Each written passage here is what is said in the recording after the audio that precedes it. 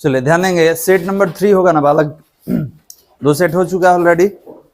चलिए set number 3 का explanation देख लिया जाए। ये करंट इलेक्ट्रिसिटी का है जो टेस्ट आप दे चुके हैं।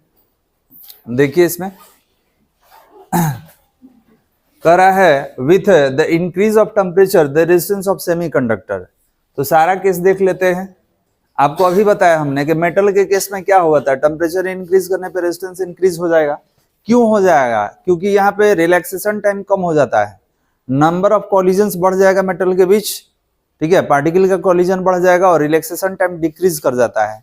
इसीलिए टेम्परेचर इंक्रीज करने पर रेजिस्टेंस इंक्रीज हो जाता है। In the case of insulator when we increases the temperature resistance will be decreases. In case of semiconductor temperature increases resistance decreases. 0 kelvin पर इंसुलेटर, रूम टेम्परेचर पर कंडक्टर, सेमीकंडक्टर के बारे में बात कर रहे हैं।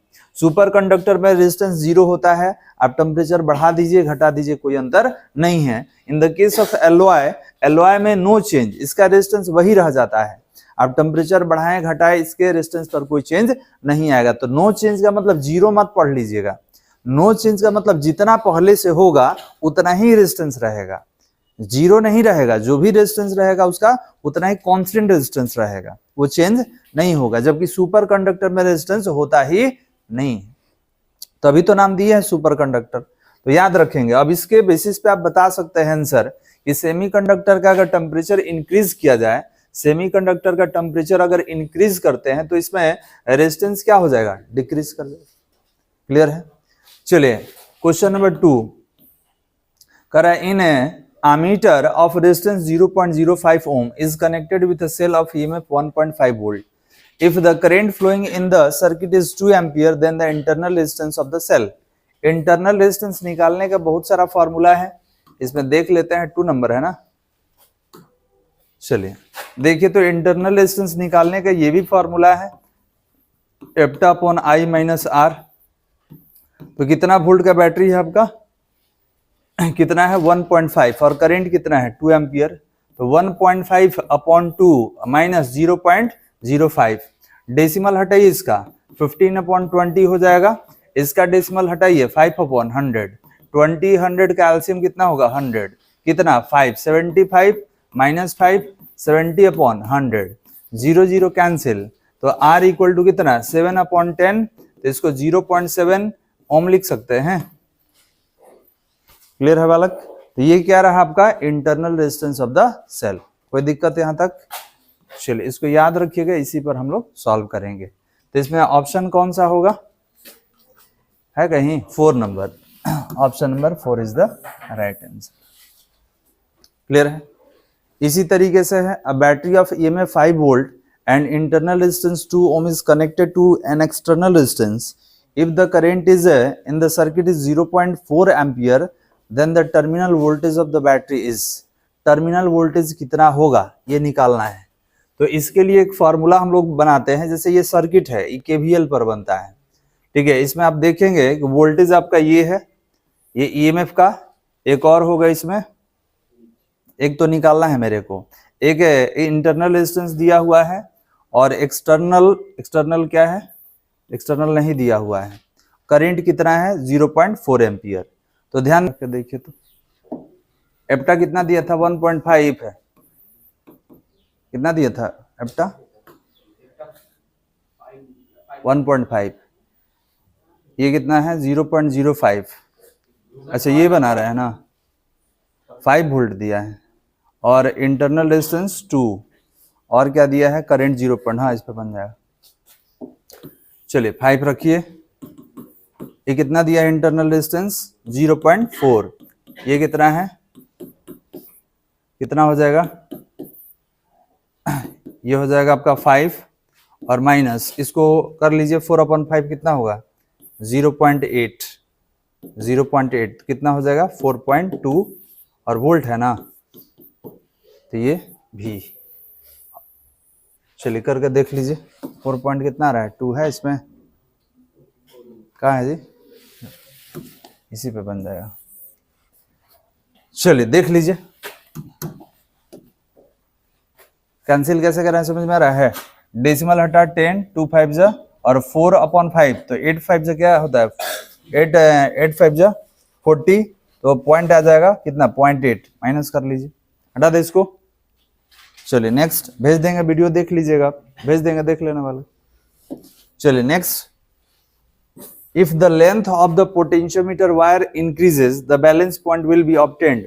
याद रखेंगे, लेंथ बढ़ाइएगा तो बैलेंस पॉइंट समझ में आ रहा है एल, ठीक है। आपको याद होगा मैग्नीन वायर पे जॉकी को हम लोग स्लाइड करा रहे थे, तो अगर जितना ज्यादा आपका लेंथ रहेगा वायर का उतना ही ज्यादा बैलेंस पॉइंट रहता है। तो याद रखेंगे, लेंथ बढ़ाइएगा तो आपका बैलेंस पॉइंट क्या हो जाएगा, इंक्रीज कर जाएगा, तो लार्जर लेंथ पर मिलता है। तो याद रखेंगे, increases the balance point obtained at the larger length. लंबाई बढ़ाइएगा तो आपका बैलेंस पॉइंट भी इंक्रीज कर जाएगा। The current passing through a thermocouple is called, बताया था कल ही, सीबेक करंट। क्योंकि सीबेक में क्या पढ़ते हैं हम लोग, टेम्परेचर के डिफरेंस से करंट प्रोड्यूस करते हैं। पेल्टियर में क्या था, तो वहां पे करंट देके टेम्परेचर का डिफरेंस हम लोग को मिला था। और क्या है बालक, 6 number, a current is passed in circuit with 2 resistance A and B of resistance इतना इतना पैरेलल। हीट जनरेट पूछ रहा है, तो ध्यान देंगे, हीट जनरेट हम लोग क्या पढ़े हैं, तो H equal to V square upon R into T. तो पैरेलल कॉम्बिनेशन में तो ये कांस्टेंट होता है, तो हीट में और रेजिस्टेंस में कैसा रिलेशन, इनवर्सली प्रोपोर्शनल का। तो रेजिस्टेंस का रेशियो देख लीजिए कितना है, तो 2 2 जब 4, 1:2 का रेशियो है। तो हीट का रेशियो क्या होगा, हीट का रेशियो क्या होगा 2:1, ठीक है। क्योंकि रेजिस्टेंस का रेशियो देख लीजिए 2 4 है, तो 2 2 जब 4, 1:2, तो इसका उल्टा कर दीजिए, हीट का कितना होगा 2:1। कौन सा होगा, ऑप्शन फर्स्ट। क्लियर है। चलिए ये वाला आप बताइए, when the temperature of metal is increase the product of its conductivity and resistivity क्या होगा। अब रुक जाइए, आप इंक्रीज डिक्रीज बाद में बताइएगा, पहले बताइए कंडक्टिविटी को आप सिग्मा से लिखते हैं, रेजिस्टिविटी को 1 अपॉन, रेजिस्टिविटी को हम लोग रो से लिखते हैं। रेजिस्टिविटी कंडक्टिविटी का इनवर्सली होता है, तो अगर ये हटेगा तो 1 अपॉन रो इंटू रो, रो रो कैंसिल, क्या 1 1 का मतलब क्या, कोई अंतर नहीं आएगा, ठीक है। कर when the temperature of metal increase the product of conductivity and resistivity, तो 1 का मतलब क्या है, रिमेन्स अनचेंज्ड। दोनों का प्रोडक्ट करके देख लीजिए 1 हो जाएगा। चलिए नेक्स्ट, 8 नंबर में, potential difference in A circuit is measured. तो पोटेंशियल हो, पोटेंशियल डिफरेंस हो, ईएमएफ हो, इलेक्ट्रोमोटिव फोर्स हो, टर्मिनल पोटेंशियल हो, ठीक है, सबका मेजरमेंट किससे करते हैं, वोल्ट से करें। इसके बाद क्या है, if a wire of resistance 1 ohm is stretched to double its length, resistance will be, resistance बताइए कितना होगा। तो ध्यान देंगे कितना गुना है जी, new resistance equal to n square into r old, तो कितना है 2, और पहले वाला 1 ओम, हाँ ठीक ठीक, कहाँ है ये 2 नहीं होगा, 2 का स्क्वायर था 4 ओम, हो गया। चलिए next, if E with electric field intensity T relaxation time है, तो ड्रिफ्ट वेलोसिटी यही है बालक, हाँ माइनस होता है वहां पे, एक माइनस भी होता है, ठीक है। और देखिए होता क्या, हम लोग जो पढ़े हैं ये पढ़े हैं minus E into capital E upon M, mass of electron होता है, इंटू टाउ होता है, हम लोग ये पढ़े हैं। तो ये रिलैक्सेशन टाइम को कैसे लिखा है, टी से लिखा है। तो याद रखेंगे कि इनके बीच रिलेशन पूछा था, तो यही रिलेशन है, ठीक है। माइनस डायरेक्शन को रिप्रेजेंट करता है, तो माइनस नहीं है, लेकिन रिलेशन यही है। इसमें टी क्या है, रिलैक्सेशन टाइम है। अब आपसे कह दे कि किसी वायर का लेंथ हम बढ़ा दिए, एरिया घटा दिए, तो ड्रिफ्ट वेलोसिटी पे क्या डिफरेंस आएगा, ड्रिफ्ट वेलोसिटी में क्या चेंज आएगा, कोई नहीं, क्योंकि ड्रिफ्ट वेलोसिटी ना लेंथ पर डिपेंड करता है ना एरिया पर, ये डिपेंड करता है इलेक्ट्रिक फील्ड पर, इलेक्ट्रॉन के चार्ज पर और इलेक्ट्रॉन के मास पर, ना लेंथ पर डिपेंड करता है ना एरिया पर। एक क्वेश्चन देखे हैं, कह रहा था कि वायर का लेंथ हम ट्वाइस कर दिए, तो बताइए उसके अंदर ड्रिफ्ट वेलोसिटी क्या होगा, वही रहेगा, 4 टाइम्स इंक्रीज होगा, हाफ हो जाएगा, कोई चीज नहीं, रिमेन्स कांस्टेंट। क्यों, क्योंकि ड्रिफ्ट वेलोसिटी का ना लेंथ से मतलब है ना एरिया से मतलब है, मतलब है इलेक्ट्रिक फील्ड के स्ट्रेंथ से, मतलब है चार्ज से, मतलब है चार्ज के मास से, ठीक है, इस पर डिपेंड करता है और किसी पर नहीं। क्या कह रहा है कि the current is I passing through a conductor of cross section A is given is in usually symbol by कैसे लिखते हैं, तो I equal to n e into v D.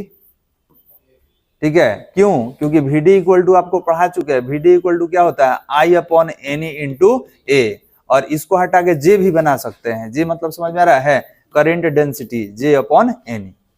तो ई भी फॉर्मूला है डेप्थ वेलोसिटी का, ई भी formula है, अभी ऊपर एक मिला था वो भी था। क्लियर है? तो v d equal to I upon N e into A, और आई अपॉन ए को क्या बोलते हैं, करेंट डेंसिटी जे। तो वी डी इक्वल टू क्या हो सकता है, जे अपॉन एन ई, ये भी हो सकता है। चलिए, तो यहां बताइए कौन सा रिलेशन सही है, तो I equal to n e A into v d. Clear है बालक? चलिए, नेक्स्ट है the resistance of metal when heated goes on. बताइए कि आप मेटल को हीट कर रहे हैं, मेटल को, तो क्या होगा, इसका रेजिस्टेंस क्या करेगा, मेटल को हीट करने पे रेजिस्टेंस क्या होता है, इंक्रीज कर जाएगा। टेम्परेचर बढ़ाने पे रेजिस्टेंस क्या कर जाता है, इंक्रीज। किस केस में, मेटल के केस में। चलिए नेक्स्ट है, कितना है जी, 13। क्या कह रहा है कि if a uniform wire of resistance 1 ohm is cut into 4 equal parts and these are connected together in a parallel combination, the equivalent resistance of the combination. 1 meter को आप 4 टुकड़ा में काटे हैं, 1 ओम है ना, 1 ओम को 4 टुकड़ा में काटिएगा ना, तो हर एक जो पार्ट होगा उसका रेजिस्टेंस 1/4 ओम हो जाएगा। अगर 1 ओम का है और 4 टुकड़ा कर दिए तो 1/4, 6 टुकड़ा कीजिएगा 1/6, 10 टुकड़ा कीजिएगा 1/10। क्लियर है? और सबको आप जोड़ किस में रहे हैं, पैरेलल कॉम्बिनेशन में। तो पैरेलल कॉम्बिनेशन में जोड़िएगा, तो पैरेलल कॉम्बिनेशन का आप क्या पढ़े हैं, 1/R1, 1/R2, 1/R3, कितना टुकड़ा हुआ है, 4 हुआ है ना, 1/R4। तो क्या होगा, 1/1/4 प्लस 1/1/4, 1/1/4। ये समझ में आ रहा है ना क्यों ले रहे हैं, क्योंकि R1 यहाँ ना है तो यहाँ 1/4 रखिएगा ना, ये सब ऊपर चला जाएगा, ये हो जाएगा 16/1। इसको सीधा कीजिए, सीधा कीजिएगा तो ये भी सीधा होगा, ऊपर 1 नीचे 16। 1 मिनट, हाँ देखिए तो है, नहीं है जी, है 1/16 ओम। क्लियर है? चलिए, कर the property of circuit that convert electrical energy into thermal energy. Resistance का काम है, इलेक्ट्रिक एनर्जी को थर्मल एनर्जी में कौन चेंज करता है, रेजिस्टेंस चेंज करता है। चलिए next, correct, the cause of flow of current in a conductor is difference of. तो पोटेंशियल डिफरेंस के कारण वायर में करंट आता है, तो कहाँ है, इलेक्ट्रिक पोटेंशियल, इसी के डिफरेंस के कारण करंट क्या होगा, फ्लो। क्योंकि दोनों पर अगर सेम कर दीजिएगा तब तो चार्ज आएगा, करंट आएगा ही नहीं।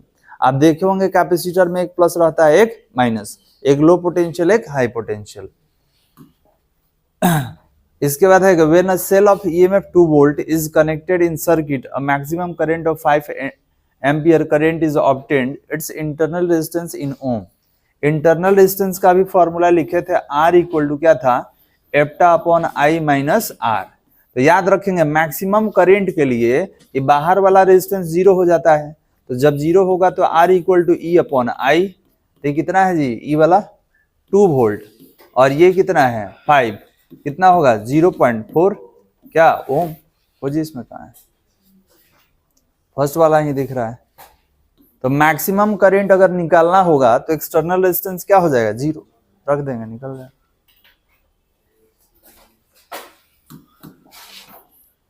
17, length of the wire is double, तो n मिल गया 2, stretching, if its resistance before the stretching is R, then after stretching, मतलब खींचने के बाद, तो वही जो पीछे पड़े हैं, न्यू रेजिस्टेंस क्या होगा, n² इंटू ओल्ड रेजिस्टेंस, 2 का स्क्वायर कर लीजिए, पहले वाला रेजिस्टेंस कितना था, कितना होगा 4R। Option number first. Negative charge flow from, तो निगेटिव चार्ज मतलब इलेक्ट्रॉन कहां से चलेगा, माइनस से प्लस, मतलब लो पोटेंशियल से हाई पोटेंशियल। इलेक्ट्रॉन कैसे चलता है, माइनस से प्लस, तो माइनस को क्या है, लो पोटेंशियल, प्लस को हाई पोटेंशियल, कौन सा होगा, low of high potential, none of this, यही होगा ना, लो टू हाई होगा, low to high potential, option number 1। ठीक है, कहां चलेगा, लो से हाई की ओर। अगला कह रहा कि you are given 3 resistance each of 1 ohm, the maximum resistance can be obtained by their combination. तो आपको मालूम है मैक्सिमम रेजिस्टेंस सीरीज में मिलता है। तो कह रहा है कि 1 ओम का 3 है, तो तीनों को जोड़ दीजिए ना, हो गया 3 ओम। कहाँ गया जी? ठीक है, आपसे क्या पूछा था कि मैक्सिमम रेजिस्टेंस चाहिए, अब 3 को है, ठीक है 3 है, और मैक्सिमम रेजिस्टेंस कितना हो सकता है? तो मैक्सिमम तो सीरीज में ही मिलता है। तो सीरीज का फॉर्मूला क्या था? R1 R2 R3, जोड़ दिए तीनों, हो गया ना बालक। चलिए क्वेश्चन नंबर 20 है, कह रहा है कि heat generated by 100 watt heater in 2 minutes is equal to, हम 2 मिनट तक अगर 100 वाट का हीटर यूज करेंगे तो बताइए हमें कितना एनर्जी कंज्यूम कर लेंगे। तो निकाल लीजिए, E इक्वल टू क्या होता है? P इंटू टी होता है। आप कितना पावर यूज किए? 100 वाट। कितना मिनट तक? 2 मिनट। हमने बोला कि जूल बनाना है तो मिनट को सेकंड में चेंज कीजिए, 60 से मल्टीप्लाई कर दीजिए, कितना हुआ? 6 2 12। अच्छा और कुछ छूटा है का जी? P इंटू टी हो तो गया 6 इंटू 12, कितना zero? 1 2 3 10 to the power 3 joule. 12 into 10 to the power 3 joule है इसमें। इलास्टिक वाला यहाँ पे लिखे हैं, यही तो ये वाला होगा 12 into 10 to the power 3 joule. फिर कह रहा गया heater is rated as 1000 watt 230 volt, resistance बताइए, रेजिस्टेंस कितना होगा? तो ये बताइए कि रेजिस्टेंस निकालना है, किसके बीच रिलेशन निकालना है? तो रिलेशन निकालना है पावर वोल्टेज। तो P equal to V square upon R पढ़े हैं, तो आर निकाल दीजिए, क्या होगा? वी स्क्वायर अपॉन P हो जाएगा। वोल्टेज कितना है? 230, तो 230 इंटू 230 दो बार, और नीचे कितना वाट है जी? 1000। 1 2 3 1 1 1 1 529 होता है अपॉन 10, तो कितना होगा? 52 अपॉन 9 ओम, हो गया ना। चौथा ही है जहां लिखे हैं, यही ना इसको, तो यही होगा यहाँ पे जो आप देख रहे हैं 52.9 ओम। क्लियर है बालक? Next, which of the following ratio is called current density? अभी तो बताए हैं current density J equal to I अपॉन A होता है। I अपॉन A को करेंट डेंसिटी बोलते हैं। कौन होगा? First, current per unit area is called current density, ये वेक्टर है, याद रखिएगा। चलिए, Kirchhoff second law is based upon conservation of energy, first law conservation of charge. कोई दिक्कत यहां तक? चलिए बंद कीजिए बालक।